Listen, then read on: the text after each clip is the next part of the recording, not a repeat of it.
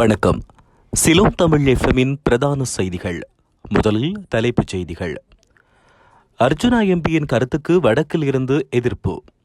உயிர்த்த ஞாயிறு தாக்குதல் பிள்ளையானின் முன்னாள் செயலாளரை விசாரிக்க வலியுறுத்து. நாமல் ராஜபக்ஷவுக்கு உயர் நீதிமன்றம் விடுத்துள்ள அறிவிப்பு. அனூர் அரசின் மீது குற்றச்சாட்டுக்களை அடுக்கும் என்பிபி ஆதரவாளர்கள். உயிர்த்த ஞாயிறு தாக்குதல் அறிக்கையில் பெரும் சர்ச்சை. அரசாங்க பேச்சாளரின் கருத்தால் வலுக்கும் கண்டனங்கள். யாழில் கடத்தலில் ஈடுபட்ட டிப்பரை வெடிவைத்து பிடித்த போலீசார். ஊடகவியலாளர்கள் படுகொலை யாழ் ஊடக அமையம் விடுத்துள்ள கோரிக்கை. இனி தொடர்வது விரிவான செய்திகள். நாடாளுமன்ற உறுப்பினர் அர்ஜுனாவின் கருத்துக்கு வடக்கு மாகாண காணி உரிமைக்கான மக்கள் இயக்கத்தின் தலைவர் முரளிதரன் கடும் எதிர்ப்பை வெளியிட்டுள்ளார்.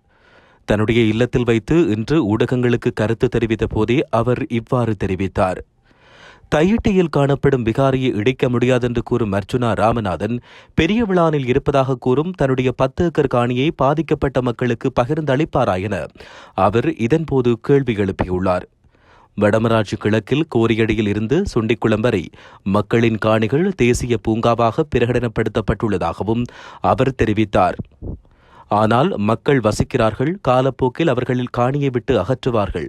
இது தொடர்பான விடயங்களை அர்ஜுனா முதலில் தேடி அறிந்து பேச வேண்டும் என அவர் இதன்போது தெரிவித்துள்ளார். ஈஸ்டர் ஞாயிறு தாக்குதல்கள் தொடர்பில் குற்றப்புலனாய்வுத்துறை சுயாதீனமாக விசாரணைகளை மேற்கொள்ள அனுமதிக்கப்பட வேண்டும் என்பதை எடுத்துரைக்கும் அதேவேளை முன்னாள் நாடாளுமன்ற உறுப்பினர் சிவனேசத்துறை சந்திரகாந்தனின் செயலாளராக இருந்த ஆசாத் மௌலானாவை விசாரிக்க வேண்டும் என கொழும்பு தகவல் தொடர்பு குழுவின் மறைமாவட்ட உறுப்பினர் அருட்தந்தை ஸ்ரீல் காமினி பெர்னாண்டோ வலியுறுத்தியுள்ளார். மௌலானாவை நாடு கடத்த வேண்டும் அல்லது வேறு வழிகளில் விசாரிக்க வேண்டும் என அருட்தந்தை பெர்னாண்டோ ஒரு செய்தியாளர் சந்திப்பில் தெரிவித்துள்ளார். ராஜபக்ஷவை கைது செய்ய நடவடிக்கை எடுக்க வேண்டும் என குற்றம் சாட்டிய முன்னாள் அமைச்சர் உதய கம்மன்பிலவின் சமீபத்திய அறிக்கைகளை குறிப்பிடுகையில் அவர் இவ்வாறு கூறியுள்ளார். விசாரணைகள் முடியும் வரை ஒருவர் பொறுமையாக இருக்க வேண்டும் என்றும் அவர் வலியுறுத்தியுள்ளார். தற்போதைய அரசாங்கத்தை நாங்கள் 100% நம்புகிறோம் என்று சொல்ல முடியாது. ஆனால் விசாரணைகள் சரியான திசையில் நகரும் என நாங்கள் நம்பிக்கை கொண்டுள்ளோம் என அவர் இவ்வாறு தெரிவித்துள்ளார். நாடாளுமன்ற உறுப்பினர் நாமல் ராஜபக்ஷவை எதிர்வரும் 18ஆம் தேதி நீதிமன்றத்தில் முன்னிலையாகுமாறு கொழும்பு உயர்நீதிமன்றம் அழைப்பாணை விடுத்துள்ளது. இந்த அழைப்பாணை ரக்பி விளையாட்டை ஊக்குவிப்பதாக கூறி இந்திய நிறுவனம் ஒன்றிடமிருந்து 70 மில்லியன் ரூபாவை பெற்று குற்றவியல் ரீதியாக தவறாக பயன்படுத்தியமை குறித்த குற்றச்சாட்டு தொடர்பில் வழக்கு விசாரணைக்கு எடுத்துக் கொள்ளப்பட உள்ளதாக தெரிவிக்கப்படுகின்றது. இதன்பொழுது சட்டம் அதிபரால் தாக்கல் செய்யப்பட்ட குற்றப்பத்திரிகைகளை பரிசீலித்த பின்னர் கொழும்பு உயர்நீதிமன்ற நீதிபதி மஞ்சுள திலகரத்ன இந்த அறிவிப்பினை வெளியிட்டுள்ளார். அரசாங்கம் தொழிற்சங்கங்களுக்கு அஞ்சுவதாகவும் அவர்களுக்கு எதிராக நடவடிக்கை எடுப்பதற்கு தயக்கம் காட்டுவதாகவும் அனுரகுமார திசாநாயக்கவை ஜனாதிபதியாக்க உதவி செய்தவர்களே குற்றச்சாட்டுக்களை வெளிப்படுத்துவதாக நாடாளுமன்ற உறுப்பினர் முஜிபுர் ரஹ்மான் தெரிவித்துள்ளார். சுங்கத்தில் இருந்து சர்ச்சைக்குரிய 323 கொள்கலன்கள் வெளியில் விடுவிக்கப்பட்டுள்ளமை தொடர்பில் நேற்று நாடாளுமன்றத்தில் கருத்து தெரிவித்த போதே அவர் இதனை கூறியுள்ளார். 323 கொள்கலன்கள் வெளியில் விடுவிக்கப்பட்டுள்ளமை தொடர்பில் எங்களை குற்றம் சாட்டாமல் இதனை வெளிப்படுத்திய சுங்க தொழிற்சங்க தலைவர் உள்ளிட்ட அதிகாரிகளிடம் விசாரணை மேற்கொள்ள வேண்டும் என்றும் அவர் குறிப்பிட்டுள்ளார்.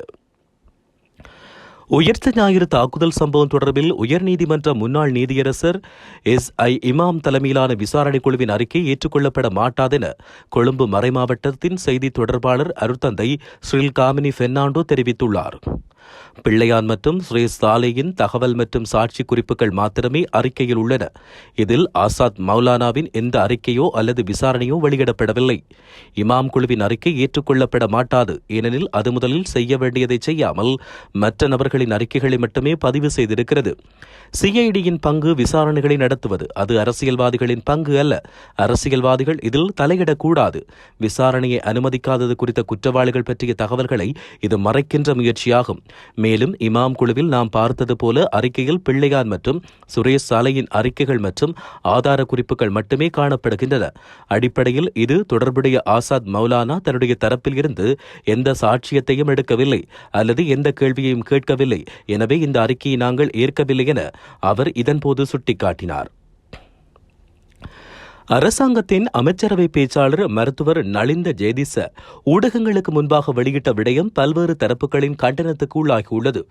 கடந்த ஜனவரி 28ஆம் தேதி நடைபெற்ற வாராந்த அமைச்சரவை முடிவுகளை அறிவிக்கும் செய்தியாளர் சந்திப்பில் அமைச்சர் நலிந்த ஜேதிச உள்ளூராட்சி மன்றங்களுக்கான தேர்தல் சிறப்பு ஏற்பாடுகள் குறித்த சட்டமூலம் தொடர்பான நகல் வரைவு பற்றிய உச்சநீதிமன்றத்தின் தீர்ப்பு நாடாளுமன்ற சபாநாயகருக்கு கிடைக்கப்பெற்றதாக குறிப்பிட்டார். எனினும் நேற்றைய நாடாளுமன்ற அமர்வின் போது அவ்வாறாக உச்சநீதிமன்றத்தின் தீர்ப்பு இதுவரை சபாநாயகருக்கு கிடைக்கவில்லை என்றும் சபாநாயகர் நாடாளுமன்றத்தில் அறிவித்துள்ளார். ஜாழ்ப்பாணத்தில் நேற்றைய தினம் அனுமதி பத்திரமின்றி மணல் கடத்தலில் ஈடுபட்ட உளவு இயந்திரம் ஒன்றை போலீசார் வெடிவைத்து மடக்கி பிடித்துள்ளனர். குறித்த உளவு இயந்திரம் குருநகர் பகுதியால் மணல் ஏற்றி சென்றபோது குருநகர் பகுதியில் உள்ள போலீஸ் காவலரணியில் பணிபுரியும் போலீசார் அந்த உளவு இயந்திரத்தை துரத்திச் சென்று பிடித்துள்ளதாக தெரிவிக்கப்படுகிறது.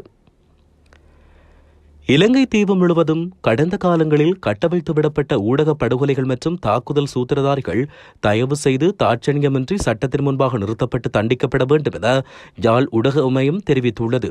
குறித்த விடயத்தை அறிக்கை ஒன்றை வெளியிட்டு குறிப்பிட்டுள்ளது.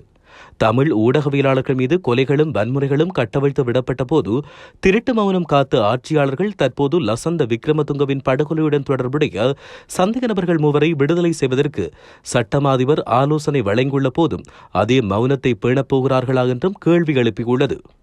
கடந்த நெருக்கடிமிக்க காலப்பகுதியில் வடகிழக்கில் கொழும்பில் என 39 தமிழ் ஊடகவியலாளர்கள் கொல்லப்பட்டோ காணாமல் ஆக்கப்பட்டோ இருக்கிறார்கள். அவர்கள் தொடர்பிலான அனைத்து வழக்குகளும் முன்னைய காலங்களில் சட்டமா அதிபரின் ஆலோசனைகளின் பிரகாரம் அந்தந்த மாவட்ட நீதிமன்றங்களில் கிடப்பில் போடப்பட்டுள்ளது. ஊடகவியலாளர் மாமனிதர் தராகி சிவரா முதல் மயில் வாகனம் நிமலராஜன் வரையான கொலைகளை அரங்கேற்றிய கொலைக்காரர்கள் சர்வசாதாரணமாக நாட்டை விட்டு வெளியேறவும் திரும்பி வரவும் ஏற்றதொரு சட்ட ஆட்சி இந்த நாள் வரை பேணப்பட்டு வருவதாகவும் அவர் சுட்டிக்காட்டினார். சட்டத்தின் முன்னதாக கொலைக்காரர்கள் தண்டிக்கப்படாத சூழல் வடகிழக்கில் மட்டுமன்றி இலங்கை முழுவதும் பின்னர் பரவியிருந்தது. ஏனெனில் கடந்த காலங்களில் தமிழ் ஊடகவியலாளர்கள் கொல்லப்பட்ட போதும் காணாமல் ஆக்கப்பட்ட போதும் புதிய விளக்கங்களை அதே தரப்புகள் முன்வைத்ததாக அவர் இதன்போது சுட்டிக்காட்டினார். இலங்கை தீவு முழுவதும் கடந்த காலங்களில் கட்டவிழ்த்து விடப்பட்ட ஊடக படுகொலைகள் மற்றும் தாக்குதல் சூத்திரதாரிகள் தயவு தாட்சணியமின்றி சட்டத்தின் முன்பாக நிறுத்தப்பட்டு தண்டிக்கப்பட வேண்டும் என யாழ் ஊடக அமையம் மீண்டும் வலியுறுத்தியுள்ளது. இனமத வேறுபாடுகளுக்கு அப்பால் கருத்து வெளிப்பாட்டு சுதந்திரத்தை வலியுறுத்த அனைவருடனும் கைகோர்க்கும் யாழ் ஊடக அமையம் மீண்டும் ஒருமுறை சகோதர ஊடக கட்டமைப்புகளுடன் போராடும் தன்னுடைய நிலைப்பாட்டை மீள உறுதிப்படுத்திக் கொள்வதாகவும் மேலும் தெரிவிக்கப்பட்டுள்ளது. இத்துடன் சிலோன் தமிழ் எஃப்எம்மின் செய்திகள் நிறைவடைகின்றன. தொடர்ந்தும் செய்திகளை உடனுக்குடன் அறிந்து கொள்ள சிலோன் தமிழ் எஃப்எம்மோடு இணைந்திருங்கள். வணக்கம்.